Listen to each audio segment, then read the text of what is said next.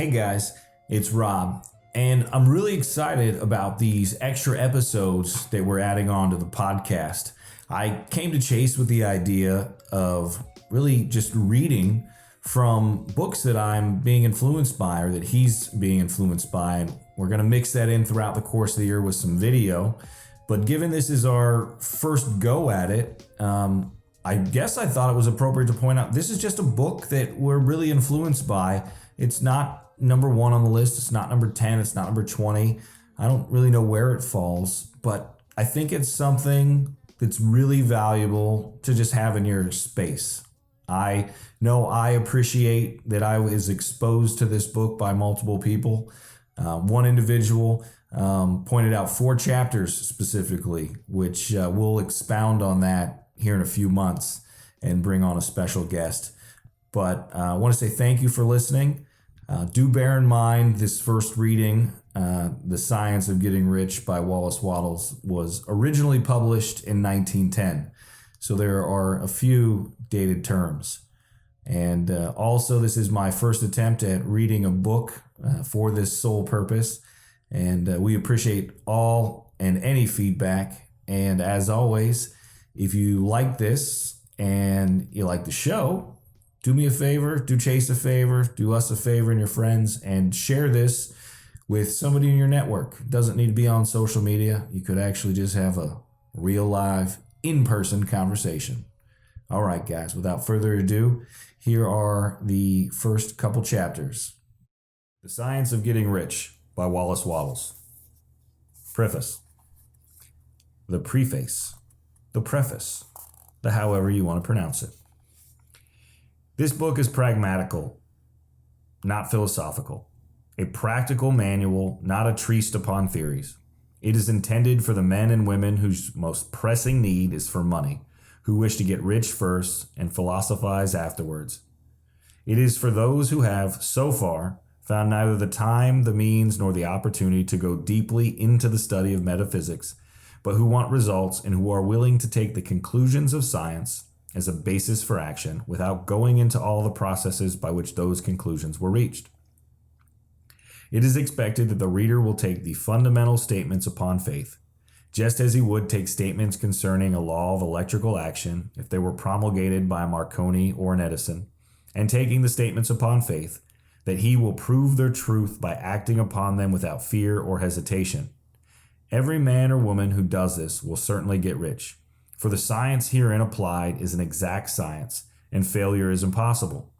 For the benefit, however, of those who wish to investigate philosophical theories and so secure a logical basis for faith, I will here cite certain authorities.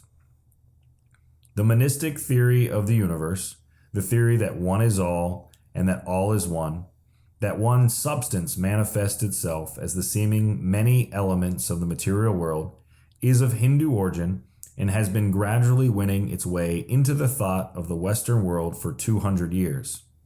It is the foundation of all the Oriental philosophies and of those of Descartes, Spinoza, Leibniz, Schopenhauer, Hegel, and Emerson.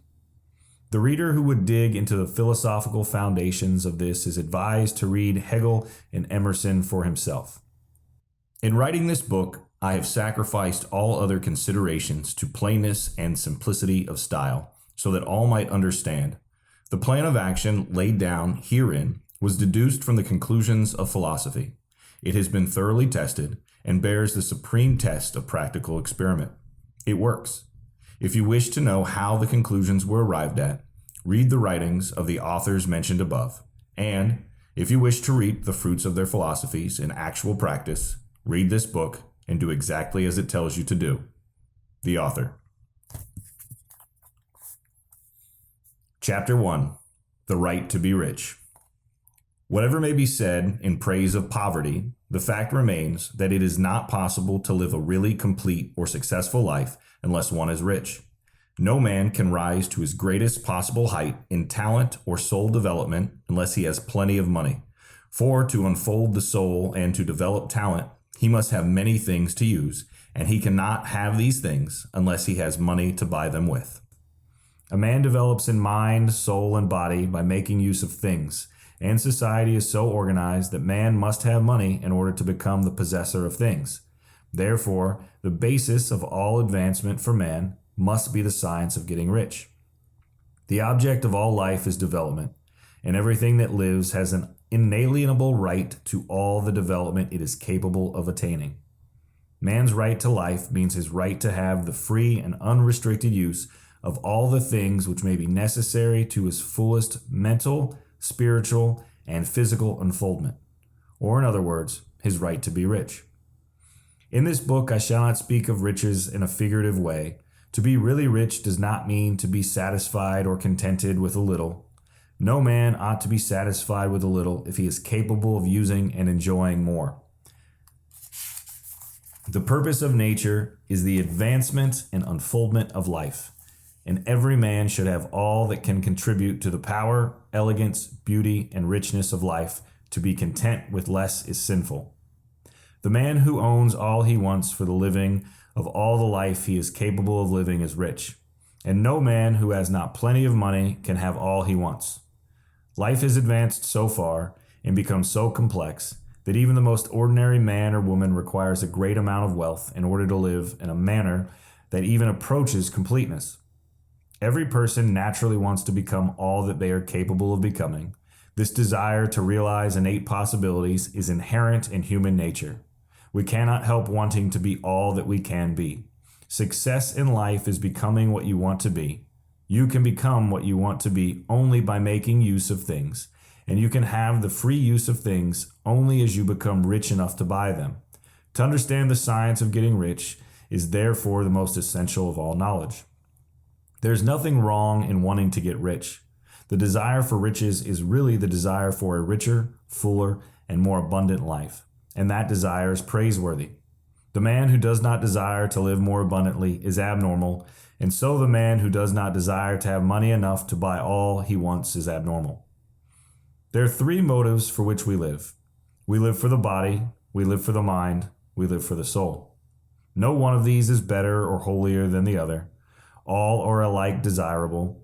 No one of the three, body, mind, or soul, can live fully if either of the others is cut short of full life expression. It is not right or noble to live only for the soul and deny mind or body, and it is wrong to live for the intellect and deny the body or soul.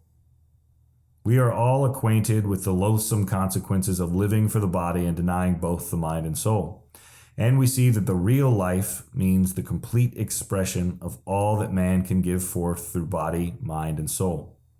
Whatever he can say, no man can be really happy or satisfied unless his body is living fully in every function and unless the same is true of his mind and his soul.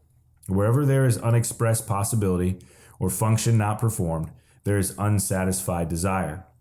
Desire is possibility seeking expression or function seeking performance. Man cannot live fully in body without good food, comfortable clothing, and warm shelter, and without freedom from excessive toil. Rest and recreation are also necessary to his physical life.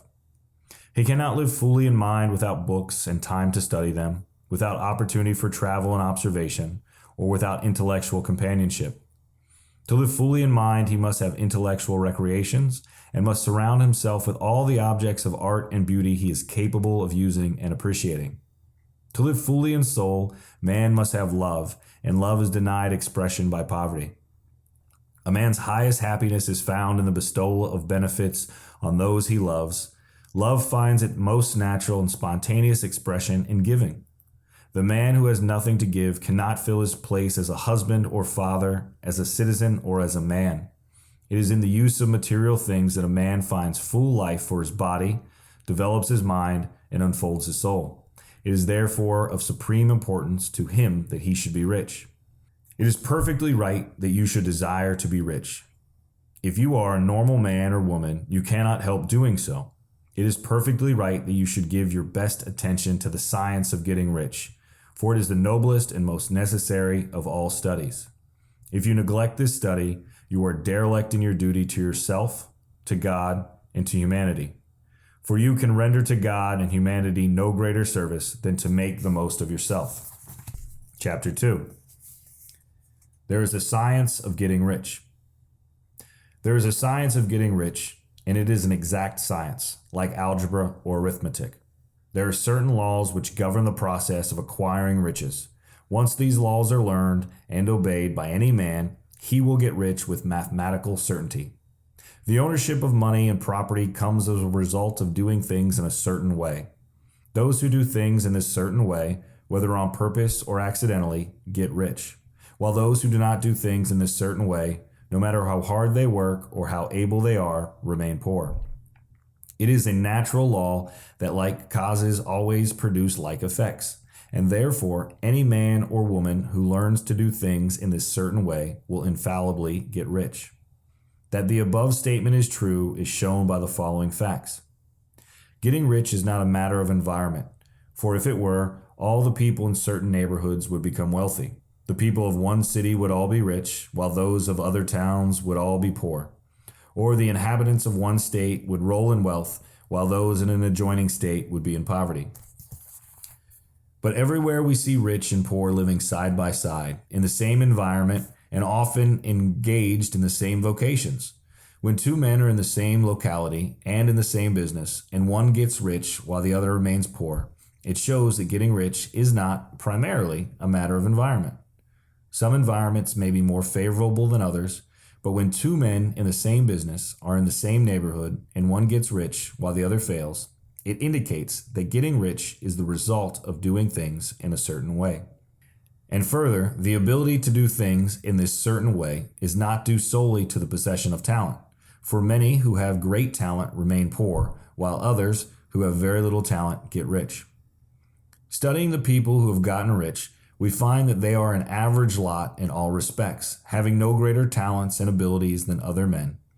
It is evident that they do not get rich because they possess talents and abilities that other men have not, but because they happen to do things in a certain way. Getting rich is not the result of saving or thrift. Many very penurious people are poor, while free spenders often get rich. Nor is getting rich due to doing things which others fail to do. For two men in the same business often do almost exactly the same things, and one gets rich while the other remains poor or becomes bankrupt. For all these things, we must come to the conclusion that getting rich is the result of doing things in a certain way. If getting rich is the result of doing things in a certain way, and if like causes always produce like effects, then any man or woman who can do things in that way can become rich, and the whole matter is brought within the domain of exact science. The question arises here whether this certain way may not be so difficult that only a few may follow it. This cannot be true, as we have seen, so far as natural ability is concerned. Talented people get rich and blockheads get rich. Intellectually brilliant people get rich and very stupid people get rich. Physically strong people get rich and weak and sickly people get rich. Some degree of ability to think and understand is, of course, essential. But insofar natural ability is concerned, any man or woman who has sense enough to read and understand these words can certainly get rich. Also, we have seen that it is not a matter of environment. Location counts for something. One would not go to the heart of the Sahara and expect to do successful business. Getting rich involves the necessity of dealing with men and of being where there are people to deal with. And if these people are inclined to deal in the way you want to deal, so much the better. But that is about as far as environment goes.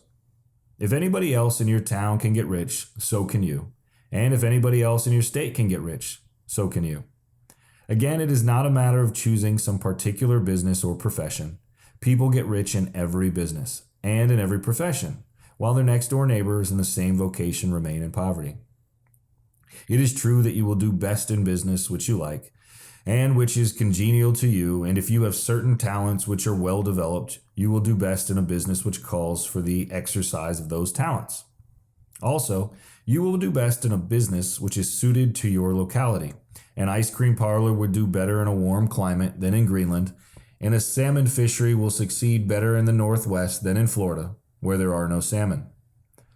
But aside from these general limitations, getting rich is not dependent upon your engaging in some particular business, but upon your learning to do things in a certain way. If you are now in business and anybody else in your locality is getting rich in the same business while you are not getting rich, it is because you are not doing things in the same way that the other person is doing them. No one is prevented from getting rich by lack of capital. True, as you get capital, the increase becomes more easy and rapid, but one who has capital is already rich and does not need to consider how to become so. No matter how poor you may be, if you begin to do things in a certain way, you will begin to get rich, and you will begin to have capital. The getting of capital is a part of the process of getting rich, and it is a part of the result which invariably follows the doing of things in a certain way. You may be the poorest man on the continent and be deeply in debt. You may have neither friends, influence, nor resources, but if you begin to do things in this way, you must infallibly begin to get rich, for like causes must produce like effects. If you have no capital, you can get capital. If you are in the wrong business, you can get into the right business. If you are in the wrong location, you can go to the right location. And you can do so by beginning in your present business and in your present location to do things in the certain way which causes success. Hey guys, I want to say thanks for spending the last 15 minutes with me. I greatly appreciate it. This is just such an awesome thing for us to be able to share a book that I'm reading right now and letting everybody know what I'm being influenced by, my day-to-day thoughts, my weekly planning, my monthly goals, and what I want to see finished in 2017 for myself and the people around me. And sharing what I'm reading, I think, is a great way to build a foundation for our listeners and the people that are around us to really see what is influencing at the core our day-to-day decisions. And it's what we're exposed to. And I hope you guys found some great value being exposed to these first couple chapters of The Science of Getting Rich by Wallace Wattles. If you did, do us a favor, share it with somebody that's close to you, somebody that you think could really value this kind of information and maybe benefit from it. Otherwise, we can't wait to hear from you, see you, give you a hug in person, and guys, just have a great week. Thanks.